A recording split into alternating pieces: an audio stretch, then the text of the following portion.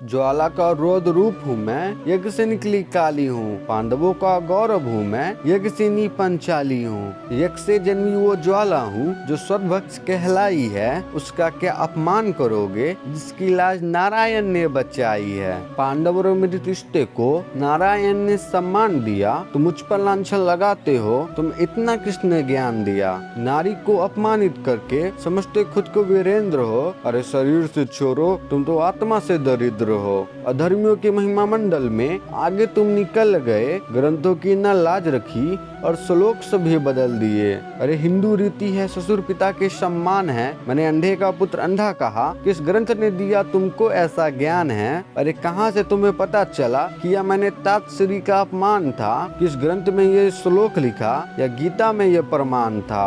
स्वयंवर मेरा भव्य हुआ, न किया किसी का भी अपमान था। उठा सका न शिव धनुष को कोई, तू तो सभी का अभिमान था। कहते हो तुम नहीं दिया धनुष उठाने क्योंकि छोटी जाति के कर्ण थे। अरे महामूर्खो, तब जाति नहीं थी, होते केवल 4 वर्ण थे। जब धनुष उठाना अंगराज से, तब सिर उनका चकराया था। इसी प्रतिकार स्वरूप उन्होंने धूत सभा में वैश्या कह के बुलाया था।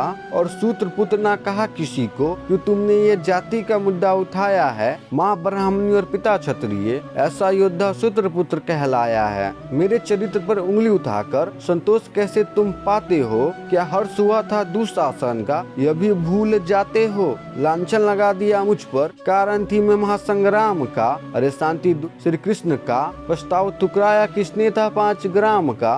अपमान का करवा घूत पिया और शांति प्रस्ताव भिजवाया था। फिर श्री कृष्ण की न बात मानकर दुर्योधन ने युद्ध का बिगुल बजाया था। नारी का अपमान करके सुख कैसे तुम पाते हो। जिस नारी से जन्म लिया उससे नजरें कैसे मिलाते हो। जब सहनशीलता चरम पर होगी और अधर्मियों की मनमानी बढ़ती चली जाएगी, यही कोमल सी ममता की प्रतिमा फिर से तुमको दुर्गा वन दिखलाएगी।